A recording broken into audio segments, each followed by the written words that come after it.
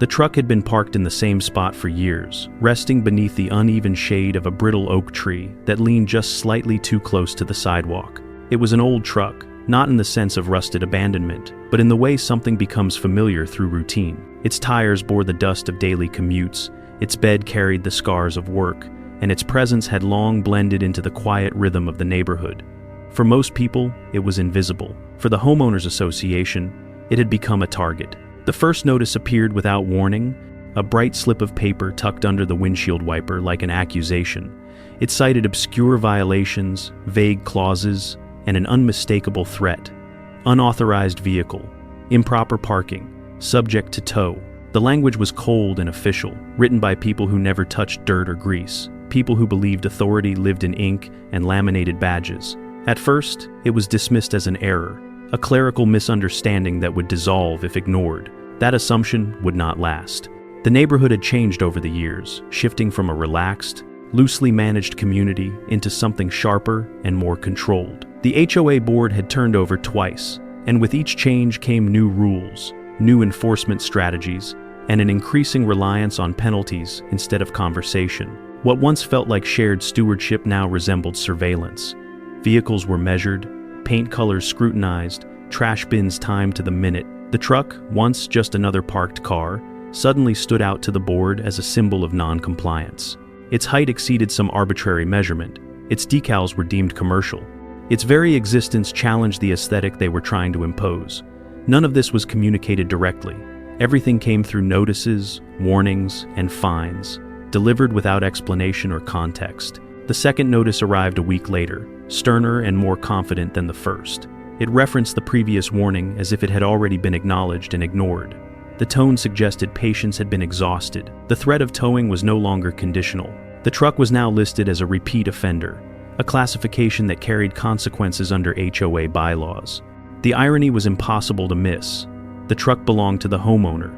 It was registered, insured, and legally parked on public access residential property. Yet the HOA acted as though it were an abandoned wreck left behind by negligence. The sense of unease grew slowly, not as panic, but as irritation sharpened into something heavier. This was no longer about a piece of paper under a windshield. It was about control. Then came the first tow attempt. Early one morning, long before the neighborhood fully stirred awake, the low rumble of a diesel engine cut through the silence. A tow truck rolled in with practiced confidence, its amber lights flashing softly, not enough to alert everyone, but enough to signal official business. The driver moved efficiently, positioning the truck, lowering the lift, already convinced of his authority. This was routine for him. Another violation, another pickup, another invoice. What he didn't expect was resistance in the form of documentation and calm insistence. The tow was halted that day, not through argument or confrontation, but through proof. Registration papers, HOA bylaws, municipal codes. The driver backed off, annoyed but unconcerned, already knowing he'd be back. The HOA always sent him back. From that moment on, the truck was no longer just transportation. It became a symbol, not just to the HOA, but to the homeowner himself. Every time it was parked, it felt watched. Every evening, there was a half expectation that it would be gone by morning. The notices continued, each one more aggressive than the last, each one stacking fees that made no sense. The HOA had outsourced enforcement to a towing company known throughout the area for its efficiency and its lack of mercy. This company thrived on confusion, on gray areas, on the power imbalance between residents and enforcement. They worked closely with HOAs, building relationships that ensured a steady stream of business. If a board wanted something removed, the tow company made it disappear. Neighbors began to notice. Not openly, not loudly, but in the subtle way people observe conflict they are grateful is not their own. Some sympathized silently, others avoided involvement altogether. A few whispered that the HOA was pushing too far, that they were making an example. The homeowner watched it all unfold with growing clarity. This wasn't about compliance, it was about pressure. The HOA wanted submission, and the towing company was their weapon of choice. Every attempt to resolve it through official channels was met with delays, deflections, or automated responses. Emails went unanswered. Appeals vanished into procedural voids. The system was designed to exhaust, not to resolve. The second tow attempt came faster than expected. This time, the truck was nearly gone. The lift had already raised the rear wheels, the straps tightened with mechanical precision. It was only by chance that the homeowner stepped outside early that morning, coffee still hot in hand, and saw the scene unfolding. Again, paperwork saved the day. Again, the driver retreated with visible frustration. This time, though, there was a promise in his movements, an unspoken certainty that next time would be different. The HOA had doubled down. New notices arrived the same afternoon, citing the morning's failed tow as further evidence of non-compliance. The logic was circular, airtight in its own warped way. What began as irritation had now solidified into resolve. The homeowner started researching, not just HOA rules, but the towing company itself. Its history, its ownership, its contracts. Patterns emerged, complaints stacked up across forums and public records, lawsuits quietly settled, a reputation carefully maintained through intimidation rather than service. The more that was uncovered, the clearer the picture became. This company thrived because no one challenged it from a position of power. HOAs were easy clients. Homeowners were easy targets. But every system has a weakness, and sometimes that weakness is opportunity. The idea did not arrive as a burst of inspiration. It formed slowly, logically, assembling itself from facts and frustration. If the HOA used the towing company as leverage, then control over that company meant control over the leverage. It sounded absurd at first, the kind of thought dismissed as fantasy. But the more it was examined, the more possible it became. The towing company wasn't a massive corporation. It was a local business, privately owned, quietly struggling under the weight of expansion and liability. Ownership changed hands more often than people realized. Deals were made behind closed doors. Numbers mattered more than reputation. As another notice was slipped under the windshield, threatening immediate removal and escalating penalties, the homeowner stopped feeling defensive. Something had shifted. The irritation was gone, replaced by focus. This was no longer about protecting a truck. It was about rewriting the rules of a game that had been rigged from the start. The neighborhood would soon learn that persistence can backfire, and authority, when overused, can be bought outright. The oak tree still cast its familiar shadow. The truck still sat where it always had, but the ground beneath the conflict had begun to move, quietly and irreversibly, setting the stage for something no HOA handbook could prepare for. By the time the third tow notice arrived, the pattern was impossible to ignore. Each warning followed the same structure, the same recycled language, the same escalation of urgency. The HOA had shifted from testing boundaries to enforcing dominance, and the towing company was no longer just a service provider, but an extension of the board's will. The notices were no longer reminders, they were ultimatums. Fines accumulated in neat columns, dates highlighted, deadlines emphasized. The truck was listed by license plate and description, as though cataloged for removal rather than owned by a resident. What stood out most was not the aggression, but the confidence. The HOA behaved like an entity that had never been challenged, and had no expectation of being challenged now. Research became routine.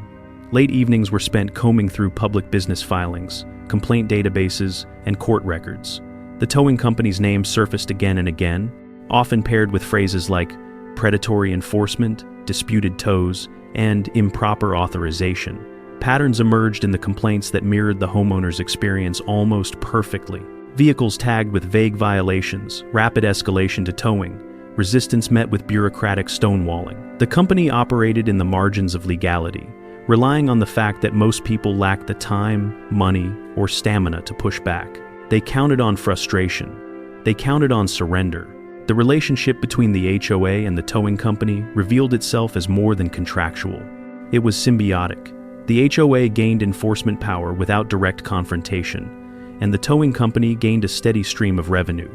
Incentives aligned in a way that encouraged aggressive interpretation of rules. Every tow meant fees, storage charges, administrative penalties. Even failed tows generated paperwork and threats that pressured homeowners into compliance. The system was designed to create fear of loss, fear of inconvenience, fear of authority. It was efficient precisely because it was impersonal. Meanwhile, the truck remained unmoved, its presence now deliberate. It was no longer just parked, it was planted. Each morning it was checked, half expecting absence, half expecting escalation. Neighbors grew more curious. Some offered quiet nods of support, others avoided eye contact altogether. The HOA board remained silent, communicating only through official notices and mass emails that spoke of community standards and shared responsibility.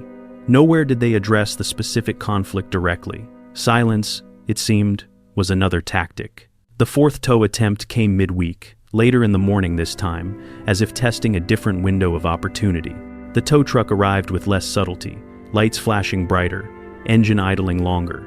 This attempt was bolder, faster, more forceful. The driver worked with practiced indifference, assuming compliance through inevitability. Once again, documentation halted the process, but the tension lingered. The driver left with visible irritation, making notes, snapping photos, feeding the machine that justified future action. The message was clear: this was not over. That evening, the HOA issued a notice declaring the truck an ongoing nuisance, citing complaints that had never been voiced openly. Anonymous concerns were referenced, collective discomfort invoked.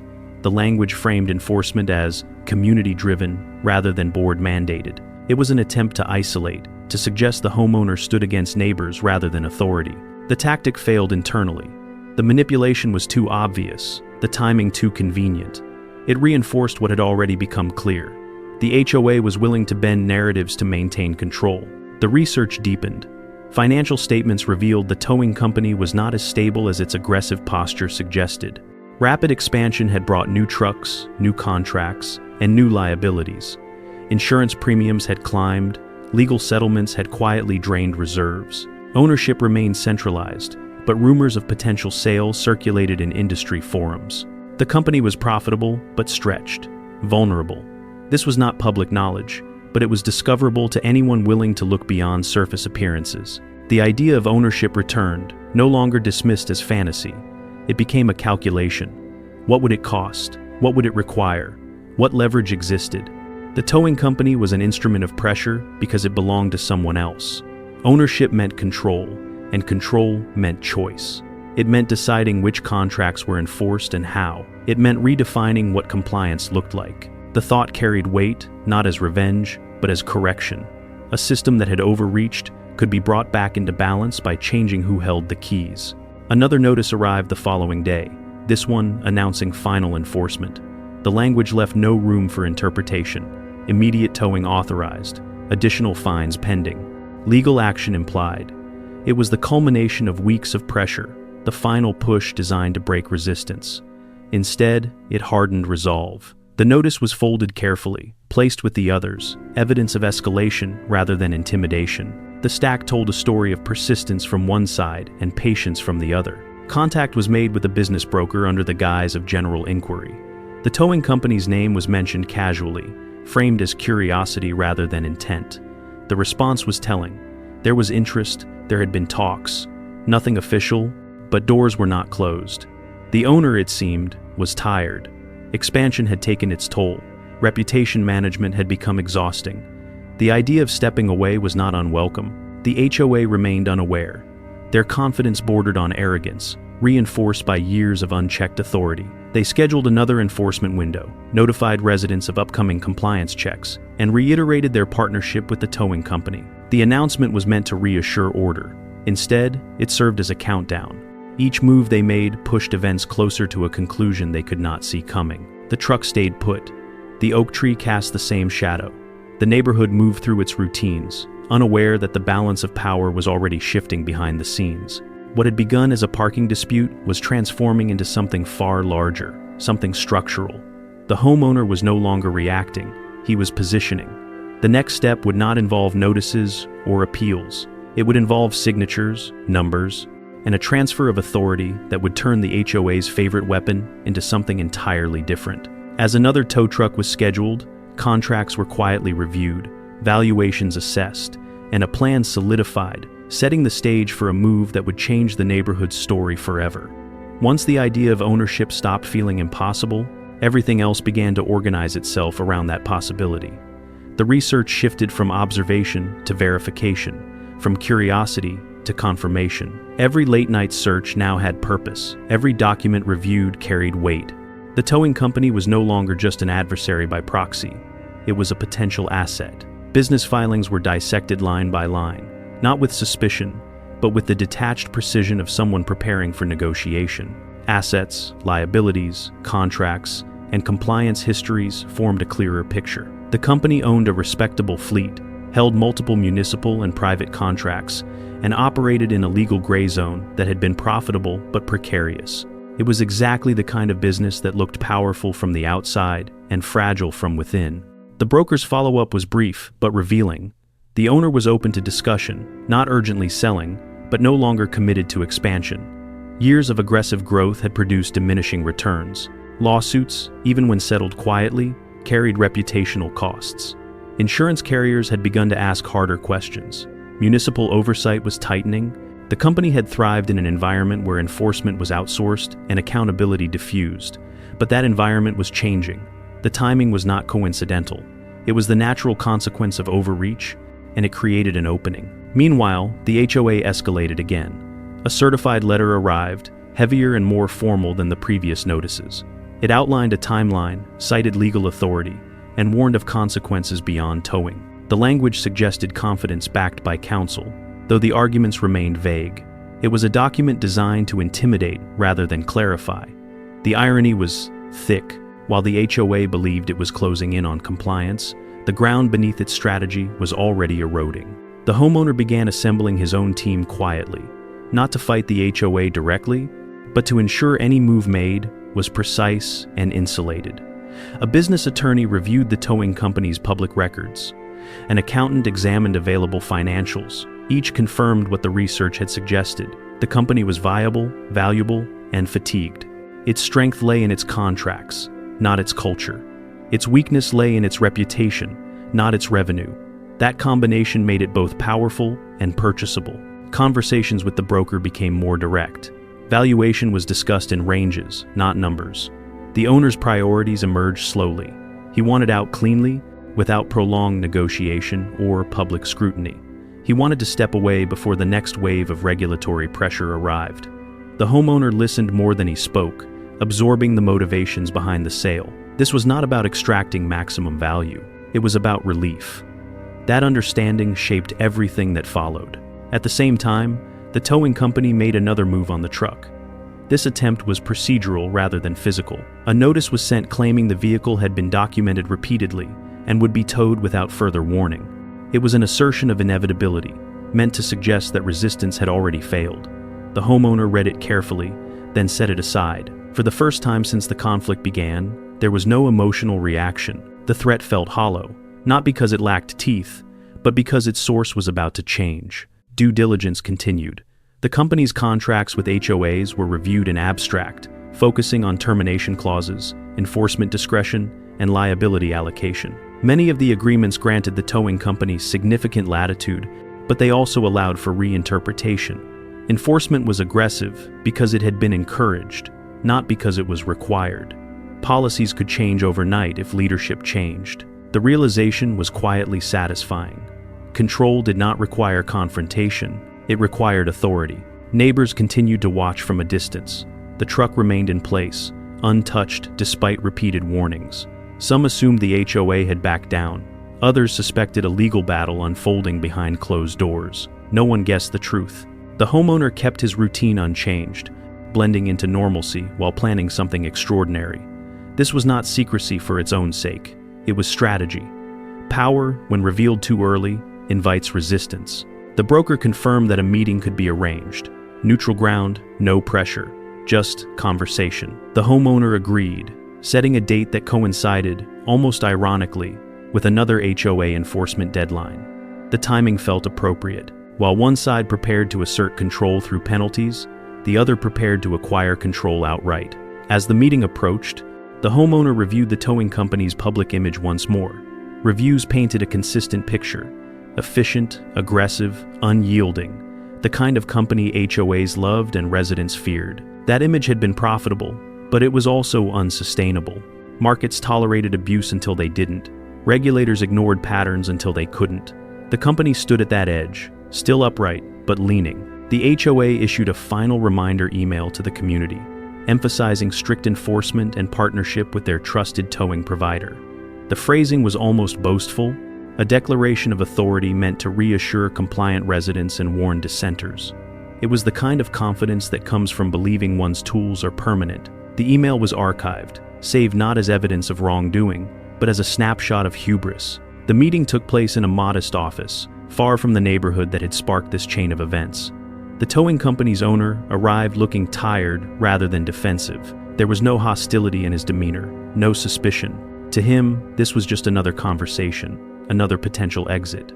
The homeowner listened, asked measured questions, and revealed nothing unnecessary.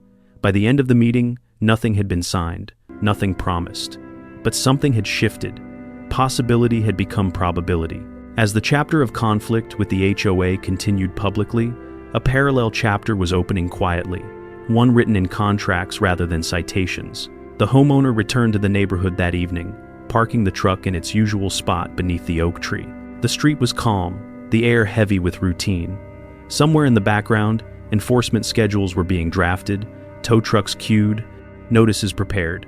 None of them accounted for what was already in motion. The next step would not be visible at all, and by the time it was, the rules of the neighborhood would have changed in ways no one had anticipated, marking the beginning of a transformation that could not be undone. Momentum does not always announce itself. Sometimes it moves in silence, gathering weight behind closed doors while the surface of events remains unchanged. That was how the negotiation unfolded, not as a dramatic confrontation, but as a steady alignment of interests. After the initial meeting, communication with the towing company's owner became more frequent, though never urgent. Emails were concise, phone calls were brief. Each exchange peeled back another layer of the business, revealing not just its operations, but the fatigue of the man who had built it. Years of early mornings, late-night calls, and constant damage control had taken their toll. The company was profitable, but it demanded vigilance, and vigilance had become exhausting. The homeowner's approach was deliberate. There was no attempt to leverage the HOA conflict explicitly. It wasn't necessary. The numbers spoke for themselves, and so did the timing. The towing company's insurance renewals were coming up. A regulatory review loomed. Several contracts were nearing renewal, including the one with the HOA. These were pressure points, not vulnerabilities, but they shaped the owner's mindset. Selling now meant avoiding the next cycle of stress. Waiting meant doubling down on a model that was becoming harder to sustain. Back in the neighborhood, the HOA's confidence remained unshaken. Another enforcement notice circulated, this time broad and impersonal, reminding residents of parking restrictions and warning of immediate towing for violations. It was designed to normalize the threat, to make enforcement feel routine rather than targeted. The truck was mentioned again indirectly, described in the abstract as an example of ongoing non-compliance. The homeowner read the notice without reaction. Each threat now felt like background noise, disconnected from the reality taking shape elsewhere. The towing company attempted another procedural maneuver. A notice was mailed asserting that the truck had been observed in violation on multiple dates and would be prioritized for removal. The language was firmer, the deadlines shorter. It was a final push from an organization that believed escalation equaled effectiveness. The homeowner noted the date, filed the letter, and moved on. The company was still acting under old assumptions, unaware that its authority was already being renegotiated at the highest level. Negotiations advanced quietly. A letter of intent was drafted, reviewed, revised. Terms were discussed with care. The homeowner was not interested in gutting the company or dismantling it. The goal was ownership, not disruption. The existing staff, the fleet, the contracts, all would remain.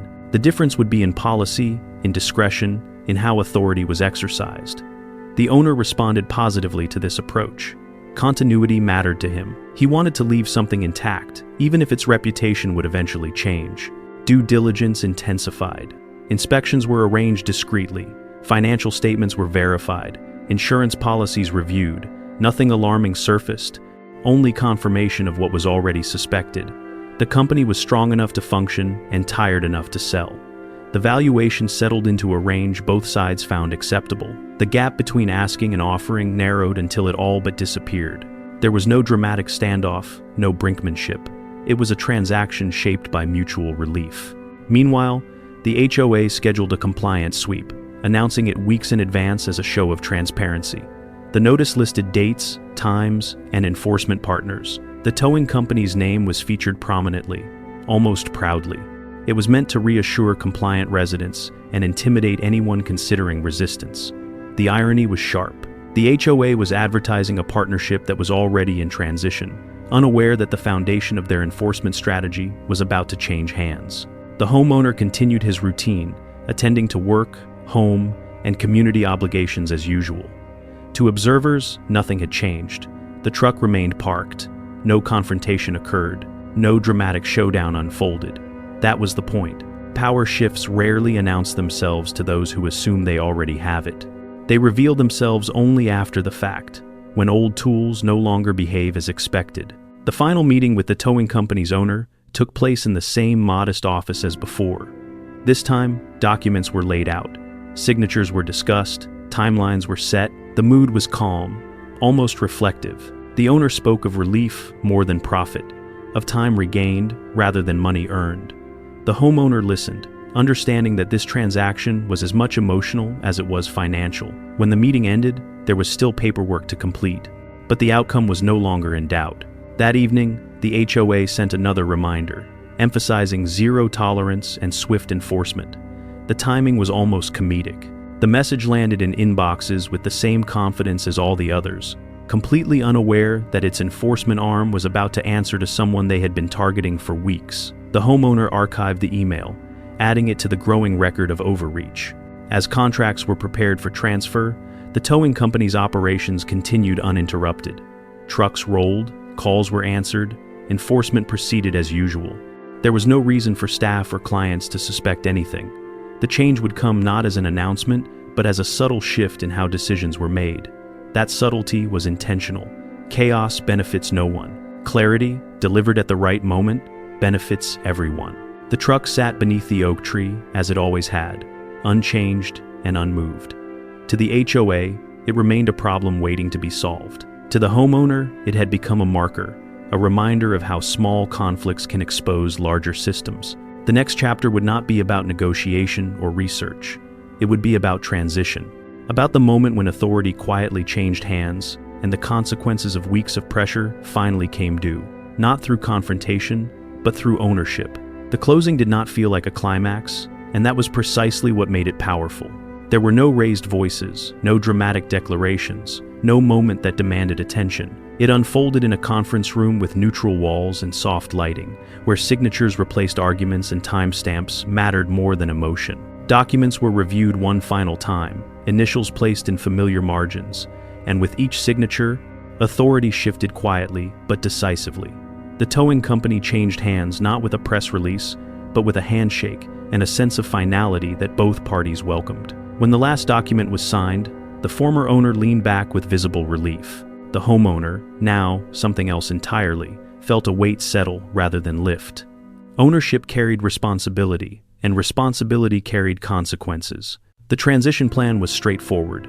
Operations would continue without interruption, staff would remain in place, contracts would be honored, nothing would change immediately, and that continuity was essential. Sudden shifts attract attention, and attention invites resistance. The towing company's employees were informed only that ownership had changed, and that day-to-day operations would remain the same. There were no speeches, no promises of reform, no acknowledgement of the conflict that had sparked the acquisition. For now, the past remained compartmentalized. Back in the neighborhood, the HOA proceeded as planned. The compliance sweep was scheduled for the following week, and notices continued to circulate. The tone was firm, bordering on celebratory, as if enforcement itself were a community event. The towing company's name was still invoked as a guarantee of follow-through. The board had no reason to suspect that anything had changed. Their contract was still valid. Their enforcement partner still existed. On paper, everything was exactly as it had been. Internally, however, the first shifts were already underway. Policy reviews began quietly. Enforcement guidelines were examined not to weaken them, but to clarify them. Ambiguous language that had once been exploited was flagged for revision. Discretion clauses were noted, not as loopholes, but as responsibilities. The homeowner did not issue sweeping directives. Instead, he asked questions: why certain vehicles were prioritized, how authorization was verified, what safeguards existed to prevent error. The answers revealed a culture shaped by speed and assumption rather than precision. The truck remained parked. Another notice arrived, this one warning of imminent removal during the upcoming sweep. The language was familiar, almost tired in its repetition. The homeowner read it with a new perspective. This was no longer a threat from an external force. It was a process now under his control, even if the HOA did not yet know it. The notice was filed away, not as a source of stress, but as documentation of a system about to be tested against its own rules. As the compliance sweep approached, the towing company's dispatch schedules were reviewed. Routes were planned, assignments were made. The truck's address appeared on a list, flagged for attention. This time, the flag meant something different. The homeowner did not remove it. He did not intervene directly. He allowed the system to proceed as designed, confident that clarity, not interference, would produce the outcome he wanted. Ownership was not about favoritism. It was about accountability. The morning of the sweep arrived quietly. Tow trucks rolled through the neighborhood as they always had. Engines low, lights flashing softly. Drivers followed their routes, checking plates, documenting violations, operating under established procedures. When they reached the truck beneath the oak tree, the process unfolded exactly as trained. Documentation was reviewed, authorization was checked, the HOA's guidelines were applied precisely, without interpretation stretched to fit an agenda. The result was unambiguous. The truck did not qualify for towing under the actual terms of the agreement. The driver marked it as compliant and moved on. No announcement was made. No confrontation occurred. The truck remained where it was, untouched, while other vehicles were cited or removed according to clear violations. The system had worked, but not in the way the HOA expected. By midday, the sweep was complete. Reports were generated, invoices prepared. The truck did not appear among them. The HOA noticed almost immediately. Questions were raised, emails were sent. The absence of enforcement, where it had been promised, stood out sharply against weeks of aggressive messaging. The towing company responded professionally, citing documentation and contractual guidelines. The tone was polite, firm, and unyielding.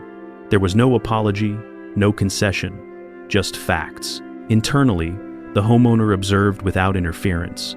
This was not the moment for revelation. This was the moment for consistency. The HOA had relied on assumption and pressure. Now, they were confronted with process and evidence. The shift was subtle but profound. Authority had not been revoked, it had been reframed. As the day ended, the neighborhood returned to its usual rhythm. Most residents noticed nothing out of the ordinary. A few whispered about inconsistencies, about enforcement that seemed less arbitrary than before. The HOA board convened an emergency meeting, unsettled by a result they could not explain.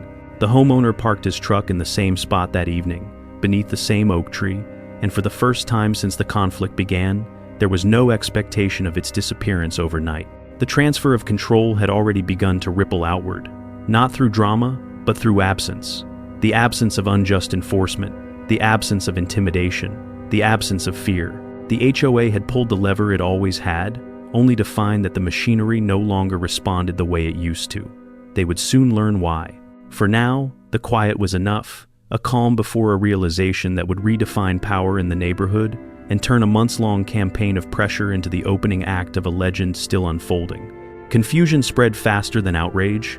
That was the HOA's first reaction when the compliance sweep failed to deliver the result they had promised themselves. The absence of a tow where one had been publicly anticipated created an uncomfortable silence, the kind that forces authority to explain itself. Emails circulated internally, their tone shifting from certainty to irritation. Board members questioned dispatch logs, enforcement notes, and procedural details. The towing company's responses were consistent and meticulously documented. The vehicle in question did not meet the criteria for removal under the contract as written. That explanation, repeated without variation, unsettled the board more than any confrontation would have. The HOA's leadership was accustomed to deference, not documentation. In the past, challenges had dissolved under pressure, appeals abandoned when met with procedural complexity. This time, the process pushed back. Every inquiry was met with timestamps, photographs, and contractual language. There was no room to argue intent or aesthetic preference. The system demanded justification, and justification was lacking. The board's confidence began to fracture, not loudly, but in private exchanges where certainty gave way to doubt. The homeowner observed the shift without comment. Ownership of the towing company remained undisclosed, not out of fear, but out of discipline. Revealing control too early would invite accusations of manipulation. Allowing the process to stand on its own exposed the weakness of the HOA's position more effectively than any announcement could. The truck stayed where it was, an unremarkable presence that now carried disproportionate symbolic weight. The HOA escalated again, this time attempting to reinterpret its own rules. A new notice was drafted, citing alternative clauses and broader authority. The language was less precise, leaning heavily on the concept of community standards rather than specific violations. It was an attempt to regain flexibility, to restore the gray area where enforcement thrived. The notice was forwarded to the towing company with a directive to prioritize action. The response was measured and final. The towing company acknowledged the request, reviewed the cited clauses, and declined to act. The explanation referenced the contract's limitations and the requirement for objective criteria.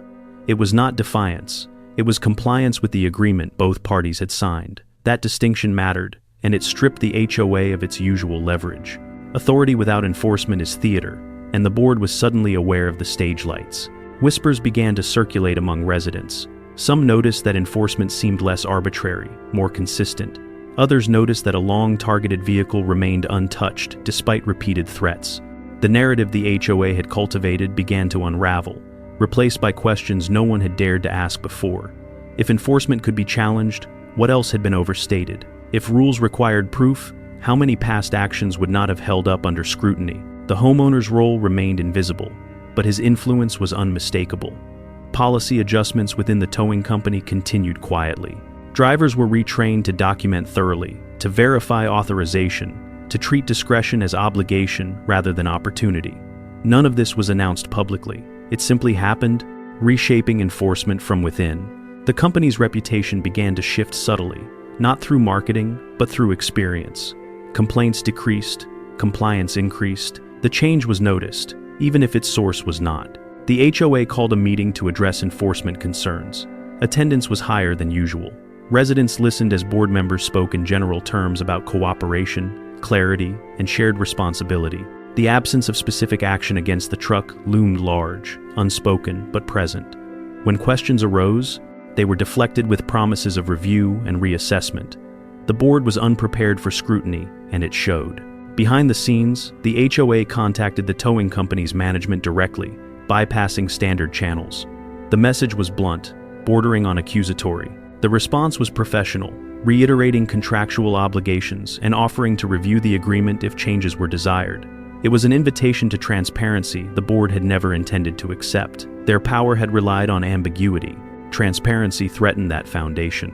The homeowner reviewed the exchange dispassionately. This was the moment he had anticipated, the point where pressure shifted direction. The HOA was no longer applying force. It was reacting to resistance it could not overcome. The towing company, once their most reliable tool, had become a neutral party bound by rules rather than loyalty. That neutrality was transformative. As days passed without enforcement, the truck became just another parked vehicle. The anxiety that had once accompanied its presence faded. The homeowner noticed neighbors behaving differently, less cautious, more curious. Authority felt less absolute when its threats went unfulfilled. The HOA's silence grew heavier, punctuated by carefully worded updates that avoided specifics. They were recalibrating, unsure how to proceed. The realization came not as a dramatic revelation, but as an accumulation of failed attempts. The HOA understood, gradually and unwillingly, that something fundamental had changed. Their usual escalation no longer worked. Their enforcement partner no longer responded to implication or urgency. The system they had relied on demanded justification they could not provide. They did not yet know why, but they knew the effect. The homeowner parked his truck that evening beneath the oak tree, the street quiet and unremarkable. The conflict had not ended, but it had entered a new phase, one defined not by threats, but by exposure. The HOA's authority was being tested by its own rules, and it was failing. The next step would force clarity, either through confrontation or through revelation. Either way, the truth was moving closer to the surface, and the neighborhood was beginning to sense that the balance of power had shifted in a way that could not be reversed. Power does not always need to be declared to be felt, but there comes a point when its source can no longer remain invisible. The HOA reached that point when private frustration turned into public suspicion.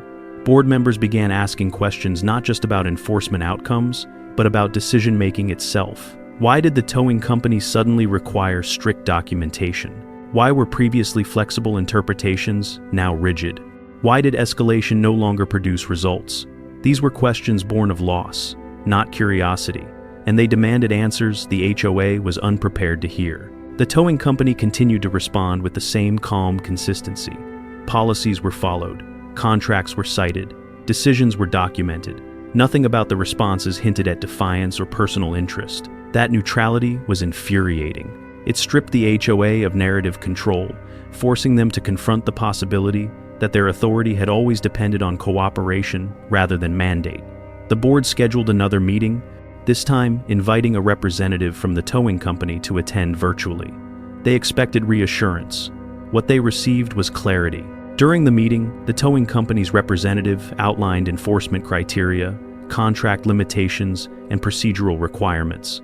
The presentation was factual, unembellished, and meticulous. It left no room for interpretation. Vehicles could only be towed under specific conditions, all of which required verification. Aesthetic concerns and generalized complaints were not sufficient. The board listened in silence, the weight of the explanation settling uncomfortably. This was not a policy change. It was the policy as it had always existed, now enforced honestly.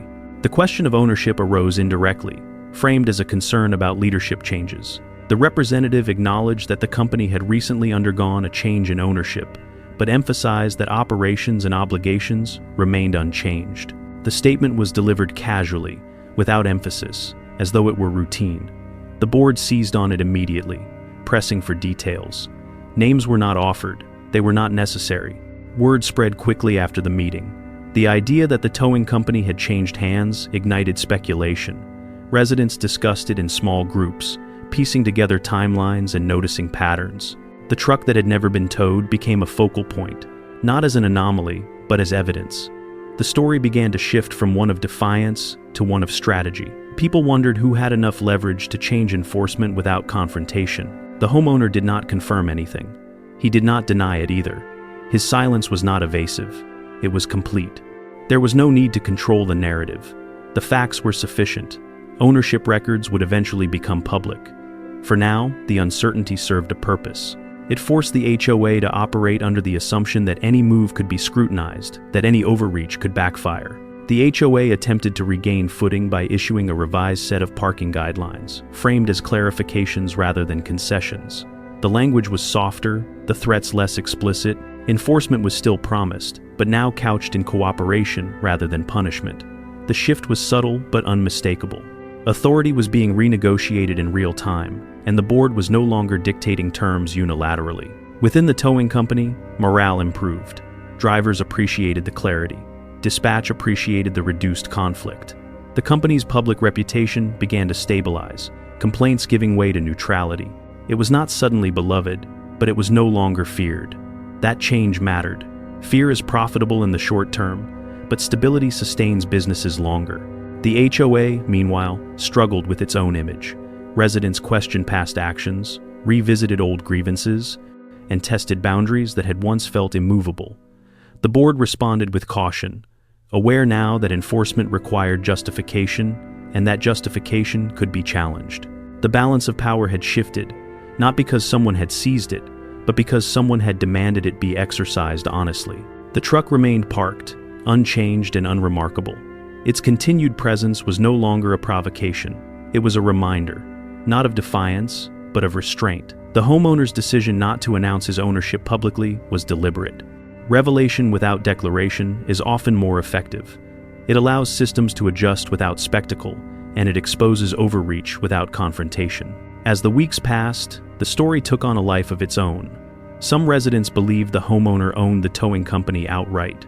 Others thought he had influence, or connections, or legal backing. The truth was simpler and more powerful than any rumor, but it did not need amplification. The HOA had lost its certainty, and certainty was the foundation of its authority. The reveal, such as it was, did not arrive as a headline or a confession. It arrived as a pattern that could no longer be ignored. Enforcement had changed. Power had shifted.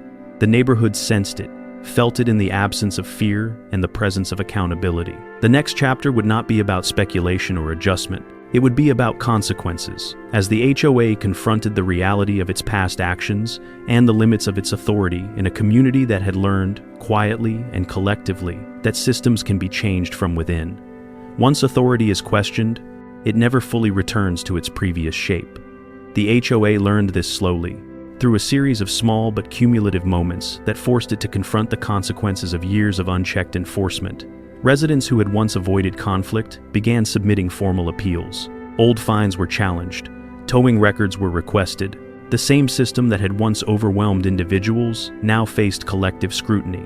Each request was reasonable on its own, but together they formed a weight the board was unprepared to carry. The towing company responded to these inquiries with professionalism and restraint. Records were provided where appropriate. Documentation was clear. Decisions were defensible. In cases where enforcement had been overly aggressive under previous leadership, explanations were offered without deflection. The absence of hostility changed the tone of every interaction. What had once felt adversarial now felt procedural. That shift exposed the HOA's past behavior in stark contrast. Where the towing company showed clarity, the HOA showed inconsistency. The board attempted damage control. Communications emphasized forward-looking policy rather than retrospective accountability. Past actions were described as good faith efforts made under evolving guidelines. The language was carefully chosen, but it could not erase memory. Residents remembered vehicles taken without warning, fees imposed without explanation, appeals ignored. Now that those actions were being re-examined, the board's authority felt conditional rather than absolute. The homeowner remained largely absent from these discussions, not because he was disengaged, but because his involvement was unnecessary. Ownership had given him the ability to influence systems without dominating them. The towing company functioned independently, guided by clear policies rather than personal vendettas. That independence was crucial. It prevented the narrative from becoming one of retaliation and kept the focus on fairness. As records were reviewed, patterns emerged that could not be ignored. Certain streets had been targeted more heavily. Certain types of vehicles had been flagged disproportionately. The data did not accuse, but it revealed. The HOA's enforcement history, once hidden behind routine, now told a story of selective pressure. Residents began to connect their own experiences to a larger pattern. What had felt personal was revealed as systemic. The HOA board faced increasing pressure to explain itself. Meetings grew tense. Attendance swelled. Questions became sharper. The board's responses grew more cautious, hedged with legal language and promises of review. The dynamic had reversed. Where residents once feared enforcement, the board now feared exposure. Transparency, long resisted, became unavoidable. The towing company's contract with the HOA came up for renewal during this period of reckoning. The timing was unfortunate for the board and decisive for everyone else. Renewal discussions were no longer routine. Terms were scrutinized. Enforcement criteria were tightened. Discretion was limited. The new contract reflected a different philosophy, one centered on objective violations rather than subjective standards. The HOA agreed reluctantly, aware that refusal would leave them without an enforcement partner willing to operate under old assumptions. The truck remained parked throughout it all, a quiet constant amid institutional turbulence. It was no longer mentioned in notices or meetings. Its role in the story had evolved from catalyst to symbol, not of rebellion, but of consequence. It represented the moment when overreach met resistance, not through shouting, but through structure. The neighborhood changed in subtle ways. People spoke more openly. Rules were still enforced, but with explanation rather than threat. The fear that had once kept residents compliant gave way to a cautious confidence. Authority was no longer assumed to be infallible. It had been revealed as contingent, dependent on systems that could be questioned and reformed. For the homeowner, the transformation was not a victory to be celebrated. It was a correction. The goal had never been humiliation or dominance. It had been balance. Systems exist to serve communities, not to intimidate them. By changing who controlled a key lever of enforcement, the entire structure had been forced to recalibrate. The HOA's reckoning was not dramatic. No board members resigned publicly. No apologies were issued. Instead, there was a gradual retreat from absolutism, a quiet acknowledgement that the old way was no longer sustainable. Power, once exercised without challenge, now required justification. That requirement changed everything. As the chapter closed, the neighborhood settled into a new normal. Enforcement continued, but it was predictable. Disputes were resolved through process rather than pressure. The legend began to circulate, not as gossip, but as a lesson. A reminder that authority, when abused, can provoke responses it never anticipates. The next chapter would not focus on the HOA's decline, but on the lasting impact of that lesson, as the community learned how close it had come to being defined by fear, and how quietly that fear had been dismantled. The transformation of the neighborhood did not arrive with celebration or relief, but with something far more unsettling to those who had relied on control: normalcy. Days passed without new warning notices taped to windshields. Weeks went by without tow trucks circling like predators at dawn. The silence was not emptiness, it was stability. For residents who had grown accustomed to living under constant low-grade tension, that stability felt unfamiliar at first, even suspicious. People checked their cars more often than necessary, half expecting old patterns to return. When they did not, confidence began to replace caution. The HOA attempted to reclaim relevance by emphasizing community projects rather than enforcement. Newsletters shifted tone, highlighting landscaping updates, holiday decorations, and neighborhood cleanups. The language of authority softened into the language of participation. This was not entirely voluntary, it was adaptive. The board had learned, through quiet but unmistakable resistance, that its influence now depended on cooperation rather than compliance.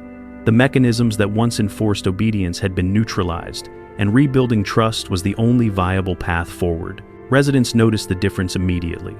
Meetings became less adversarial. Attendance stabilized, no longer driven by outrage or fear. Questions were asked openly and answered with specificity. When violations occurred, explanations accompanied them. Appeals were processed without delay. The system, stripped of its intimidation tactics, began to resemble what it had always claimed to be. That change did not erase past resentment, but it created space for something new to grow in its place. The towing company's reputation continued its quiet rehabilitation. Online complaints slowed.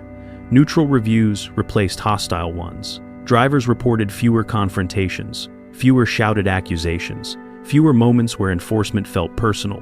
This was not because rules were ignored, but because they were applied consistently. Consistency, it turned out, was more powerful than aggression. It removed emotion from enforcement and replaced it with predictability. That predictability changed how people responded. Resistance gave way to acceptance when rules were clear and fairly applied. The homeowner's role remained largely invisible, but his presence was felt in the structure of things. Ownership had given him the ability to reshape systems without inserting himself into daily conflict. He did not attend HOA meetings to make a point. He did not publicize his position. He allowed the systems to function as they should have all along. In doing so, he demonstrated a form of authority that did not rely on spectacle. That restraint became part of the legend. Stories circulated, as they always do in places where something unusual has happened. Some residents exaggerated the details, framing the acquisition as an act of defiance or revenge. Others treated it as a clever maneuver, a kind of strategic brilliance that bordered on myth. The truth was less dramatic but more instructive. It was not anger that had driven the outcome. It was patience, preparation, and a refusal to be cornered by systems designed to exhaust. The HOA never formally acknowledged the shift in power. There was no statement, no admission of error. Instead, there was a gradual rewriting of procedures, a careful distancing from past enforcement tactics, and an unspoken agreement to move forward without revisiting old conflicts. This quiet retreat preserved the board's dignity, but it did not restore its former authority. That authority had been replaced by accountability, and accountability behaves differently. It demands consistency, it invites scrutiny, it does not tolerate shortcuts. The truck remained parked beneath the oak tree, its presence now entirely unremarkable. New residents moved in, unaware of its history. To them, it was just another vehicle on a quiet street. For those who had lived through the conflict, it was something else entirely. It was a reminder of how close the neighborhood had come to being defined by fear, and how quietly that fear had been dismantled. Over time, the story began to serve as a cautionary tale beyond the neighborhood. Nearby communities whispered about it when HOAs discussed enforcement strategies. Board members and other developments took notice, not because they feared similar retaliation, but because they recognized the fragility of authority built on intimidation. The lesson traveled farther than any notice ever had. Power that depends on silence and exhaustion is temporary. Power that can be challenged will eventually be challenged. The homeowner reflected on the journey without nostalgia. The experience had been costly, not just financially, but mentally. Ownership brought responsibility, and responsibility demanded vigilance. The towing company would require ongoing oversight to ensure it never drifted back toward old habits. The balance achieved was not permanent. It would need maintenance, just like any system designed to serve people rather than dominate them. As the neighborhood settled fully into its new rhythm, something unexpected happened. People began to care again. About rules, about shared spaces, about each other. When enforcement stopped feeling like punishment, compliance stopped feeling like surrender. That shift changed everything. The HOA, stripped of its most aggressive tool, became what it was always supposed to be: a coordinator, not an enforcer. The legend continued to grow, not because it was retold loudly, but because it was remembered quietly. It lived in the way residents spoke up without fear, in the way notices were read without dread, in the way systems were questioned without retaliation. It was a story about leverage, yes, but more importantly, it was a story about restraint, about what happens when someone refuses to be bullied and chooses instead to change the rules of the game entirely. As this chapter closed, the neighborhood stood as proof that power does not always collapse when challenged. Sometimes it simply changes shape. The final chapter would not be about conflict or consequence, but about legacy, about what remains after the dust settles, and how a single act of strategic patience became a reference point for an entire community, long after the notices stopped coming and the tow trucks stopped circling, long after the last enforcement notice was rewritten and the final appeal processed. The story settled into the quiet spaces of the neighborhood, where legends live not in headlines but in memory. Time smoothed the sharp edges of conflict, but it did not erase what had happened. It transformed it into something instructive, a reference point invoked whenever authority felt too confident or rules began to drift toward control rather than care. The neighborhood did not return to what it had been before. It became something more aware, shaped by the knowledge that systems are neither fixed nor untouchable. The HOA continued to exist, quieter and more deliberate than before. Its meetings focused on maintenance rather than mandates, coordination rather than correction. Board members came and went, each inheriting a structure tempered by experience. New leaders were briefed not just on bylaws, but on history. They learned quickly which approaches had failed and why. The enforcement-heavy culture that once defined the association became a cautionary tale within its own governance. Authority, they learned, functioned best when it was least visible. The towing company thrived in its new form. It did not grow explosively or dominate contracts the way it once had. Instead, it stabilized. Municipal partnerships replaced some private ones. Training emphasized documentation and restraint. Drivers were evaluated on accuracy rather than volume. The company became known not for fear, but for predictability. That reputation proved more durable than aggression ever had. Profit followed stability, and stability followed trust. The homeowner rarely thought about the truck anymore. It remained a reliable part of daily life, parked where it always had been, no longer symbolic, but still significant. On occasion, a neighbor would reference the old conflict in passing, usually with a tone of disbelief. Newer residents listened with curiosity, unsure whether the story was exaggerated. Those who had lived through it recognized the truth in the details. They remembered the tension, the uncertainty, the quiet moment when everything shifted without announcement. The legend endured because it did not rely on spectacle. There had been no shouting matches, no viral confrontations, no public humiliation. The resolution had been achieved through patience and structure, through understanding, leverage, and using it responsibly. That made the story harder to dismiss and easier to learn from. It wasn't about winning, it was about restoring balance. Other communities heard versions of the story and interpreted it in their own ways. Some saw it as a warning against overreach. Others saw it as an example of strategic thinking. A few dismissed it as an anomaly, something that could never happen again. Those who understood it best recognized that its power lay not in the specifics, but in the principle. Systems designed to pressure individuals can be changed by individuals willing to engage them on their own terms.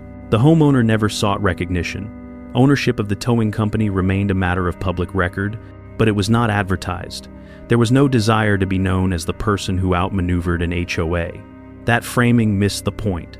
The goal had never been dominance, it had been fairness. By changing who controlled enforcement, the entire structure had been forced to realign with its stated purpose. That alignment was the real victory. Years later, the neighborhood looked ordinary to outsiders. Well-kept lawns, quiet streets, parked cars that came and went without incident. Nothing about it suggested the conflict it had survived. Yet beneath that normalcy was a shared understanding that rules are agreements, not weapons, and that authority must answer to those it governs. That understanding shaped interactions in subtle but lasting ways. The legend became a kind of shorthand, a reminder invoked when discussions grew tense or proposals leaned too heavily toward control. Someone would mention the truck, the towing company, the way things used to be. No details were necessary. Everyone understood. The memory served its purpose without needing embellishment.